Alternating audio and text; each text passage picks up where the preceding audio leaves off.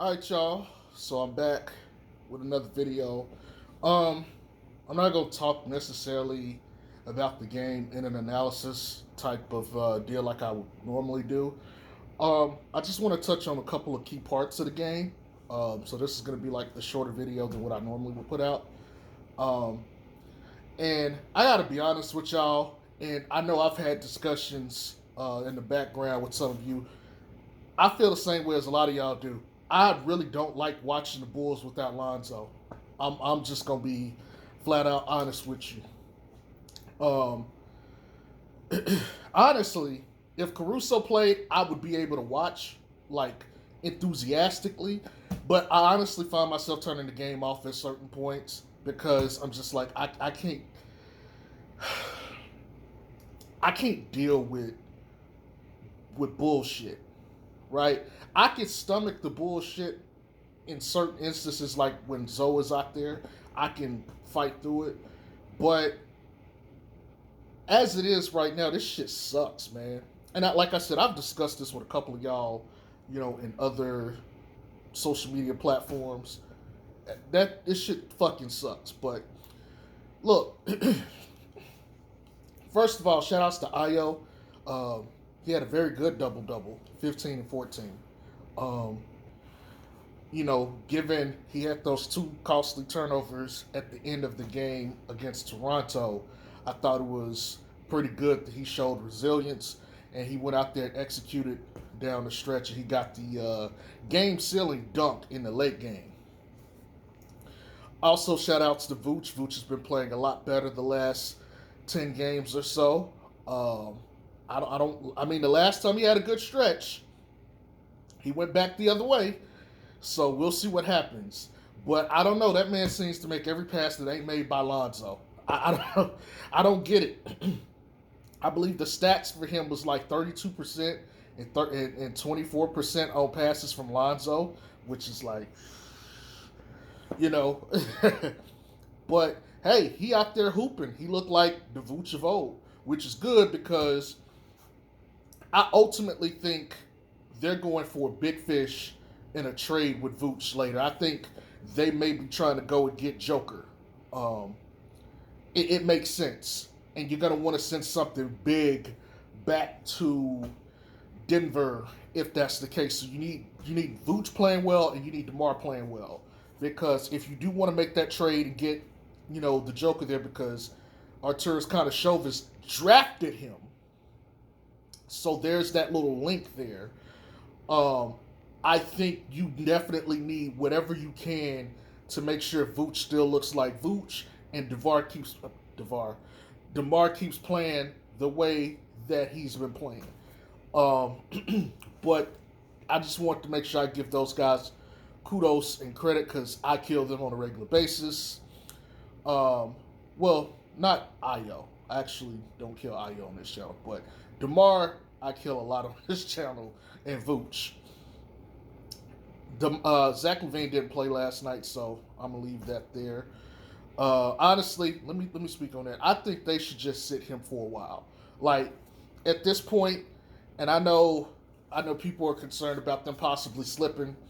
I don't care if they really slip because I don't have them winning the finals this year and becoming champions. So to me, it's just like get them as healthy as possible together, everybody, and have them ready to play fully healthy in the postseason so you can see what the team looks like. Last thing you want is, okay, you got three pieces of your rotation, big pieces, Zoe Caruso and DJ, that are out right now. Last thing you need is when these guys are coming back, Zach LaVine has to go out for an extended period of time because his injuries just rack up, and eventually take him out. Sit him, let him rest. Let him rest. Matter of fact, as it pertains to rest, I think the entirety of this team needs to take at least 10 days off of games at some point. If not 10, make it 5, right? I'm not saying, hey, you should sit 5 straight games. No. What I'm saying is, because like if you go look at the schedule, they're playing 4 games in 5 days. And when the league put them games back in, it doubled up. It gave them a lot of back-to-backs. That's a lot of wear and tear on the body. I think some of these guys just need to end up getting, some low management time going up in there for the next 2 months of the season.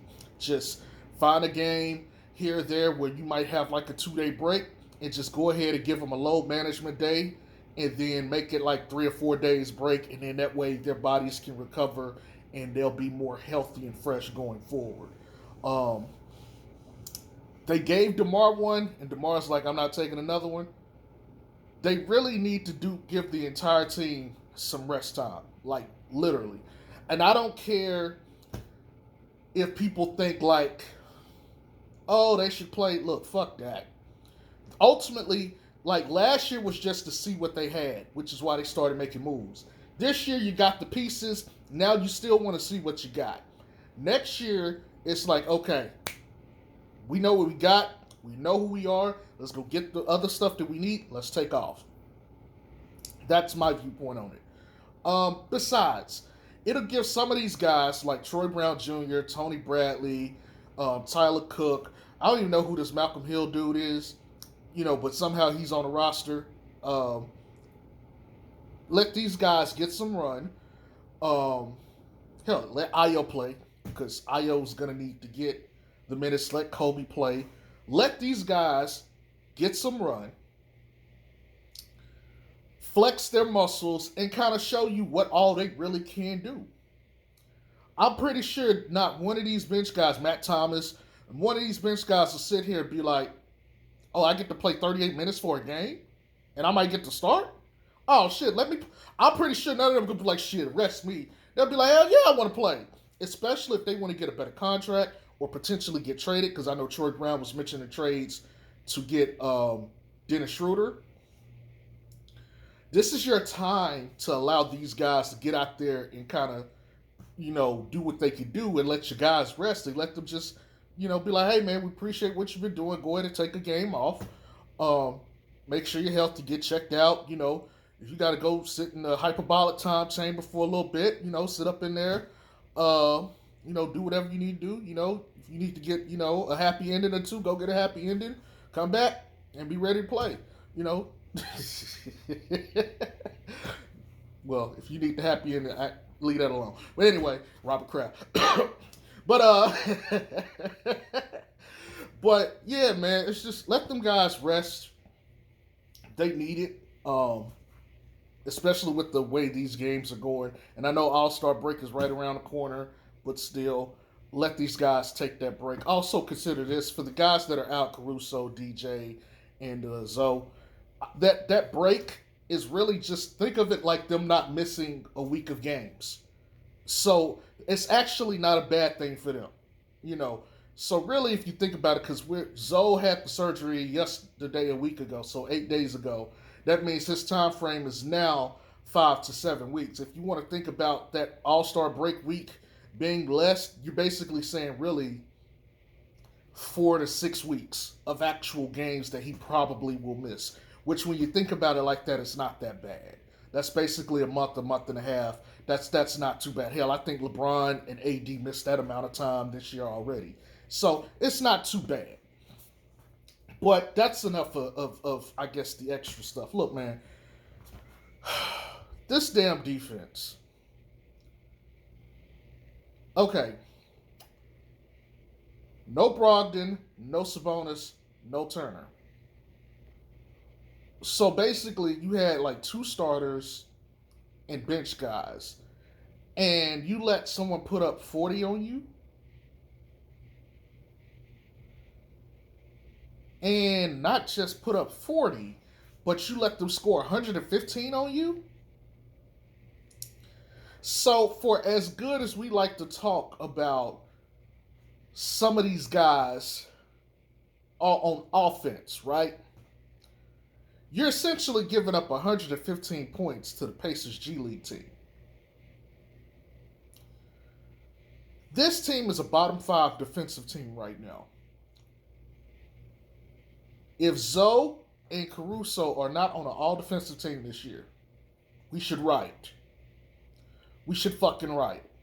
There should be pitchforks. There should be torches, Molotov cocktails. If you don't know what that is, go look it up. There should be riots because this team went from top 10 to bottom 10 without them. Like, I want you guys to think about this.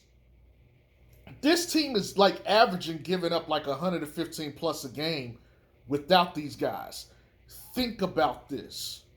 You mean to tell me Zoe and Caruso are the reason that these guys had a top defense? Two guys, two guards are pulling the bulk of the defense themselves. And I want to put this in perspective for people. Zoe and Caruso will either take the one or two guys. It don't really matter. Whoever the two best guys are, that's their responsibility as long as it's not a big. Okay? If it's like a wing or guard, they're taking the two best guys. Okay? So, your next best defender out there is either going to be Javonte Green or Derrick Jones, whoever's starting. And then, I guess it depends on how they run it because sometimes they might not play Javonte Green if they start Caruso. So it probably go to then Zach LaVine. Zach LaVine gets the third best player. With him being the way he is on defense, that works out because now he's usually taking a spot up shooter or somebody you don't have to worry about too much, which means his defense doesn't kill you as badly. And then DeRozan gets the fourth guy. And so his defense doesn't kill you as badly. Without those two, the pecking order changes. You got Ayo and Javonte who are now having to cover the two best people or the two best wings out there or guards. And Zach has to cover down, and he's still going to cover the third best, but it depends on the mismatch because you're going to have Javonte on the power forward. So Zach is actually probably taking the second best player, unless, it depends on the team. But likely he's going to take the second best player due to length. Okay, that means DeMar has to get the third best person. And obviously Vooch is still on the center. The difference is Ayo and Zach and Ayo and Javonte cannot guard at the point of attack the way Zoe and Caruso can.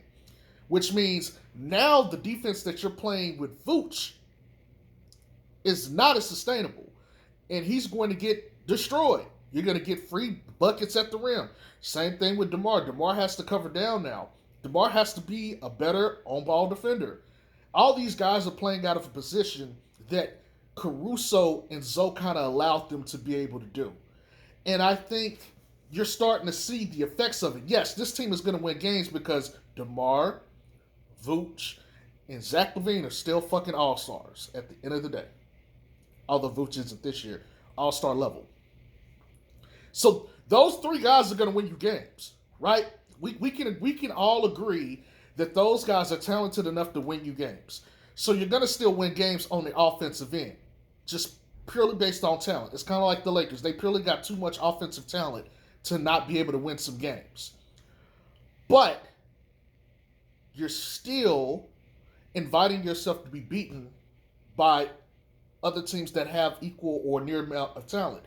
You're beating the Pacers. You're losing to Toronto. Okay? See the difference? The Pacers are a lottery team.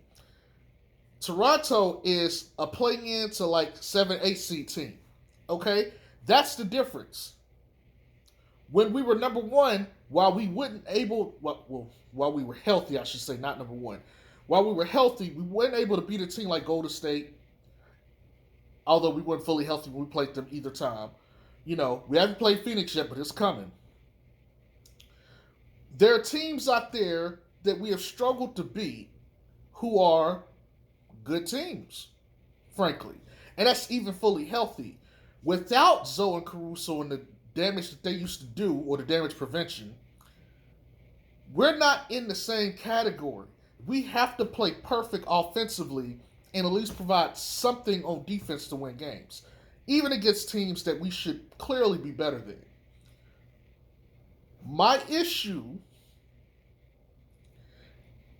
and it's for all this trade talk I'm hearing, for all the noise I hear about Ayo and DeRozan and the rest of the team and all this other shit, we still have not fixed the fucking issues that plagued us in the beginning of the season. At some point, I expect to see progression, not stagnation. And I have not seen it. Yes, some players have gotten better. Ayo is a much better player today than he was when he started. So it's Kobe. So it's Vooch. So it's DeMar. Everybody on the team is a better player, but they're not playing better team ball. You see what I'm saying? If the Spurs can beat you, if the Pacers can beat you, if Toronto can beat you, although Toronto's not a bad team at all. Like, they're one superstar away from being a championship team. They're in the same position they were when they traded DeMar for Kawhi. If those teams can beat you or can push you, you got a lot of work to do. And again, this is not a slander video.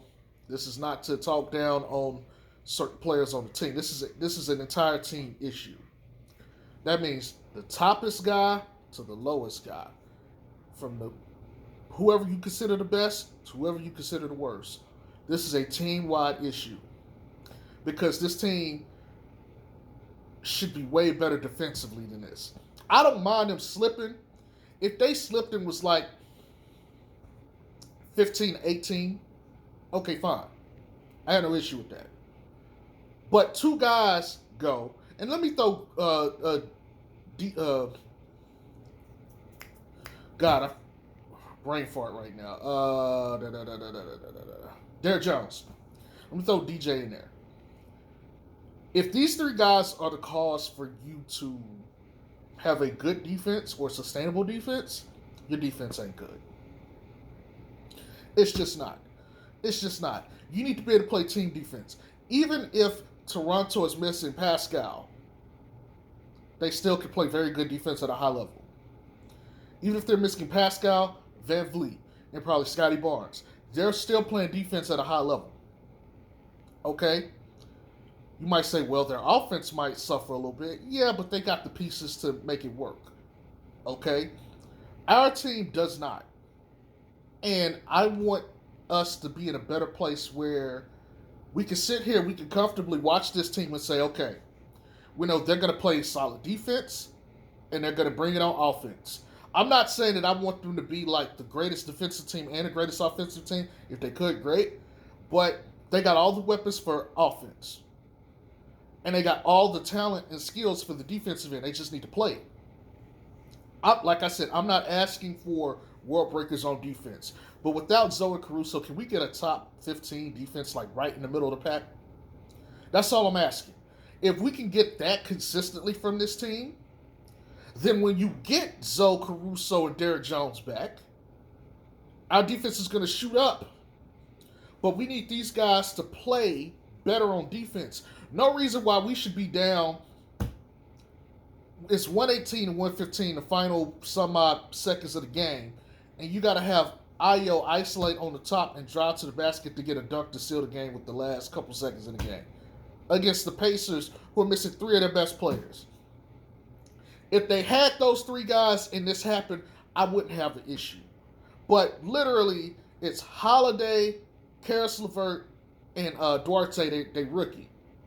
That's what you're dealing with out there. And they put up 115 on you. I mean, if hey, please, by all means, check me. Say, hey, Jay Strokes, I think you're overreacting, dog. I think you're really blowing this out of proportion. I think you're overreacting. I think you need to chill, man. It really ain't as bad as you make it out to be. Like, let me know. Let me know. Because what I see is failure. I don't like that shit. And if you followed me when we was doing Pale's content, you already know what we have to do. We already knew we wouldn't get defense out of Zion. We wouldn't get defense out of Steven Adams. We wouldn't get defense out of Brandon Ingram, Kira, Bledsoe. We already knew that the majority of the team was not playing defense. But we got guys on this team who are supposed to be better than they are on defense. And we got a team that's built around a coach whose main thing is defense, and they're not playing it. This is starting to become one of my regular long videos. I just hit the 20-minute mark. But look, joking aside, we need to do better. Bulls need to do better. This Pacers game, we got the W. And I'm going to be real. If we get into the playoffs, and even if we just, ink go by, we just, barely win each game and still advance, I'm going to be happy we advanced. But I'm not going to like the manner that we advanced. You see what I'm saying? I want us to be able, because, I got reminded of this yesterday. When Tony Bradley got carried off by Steven Adams, all I could think about in my head,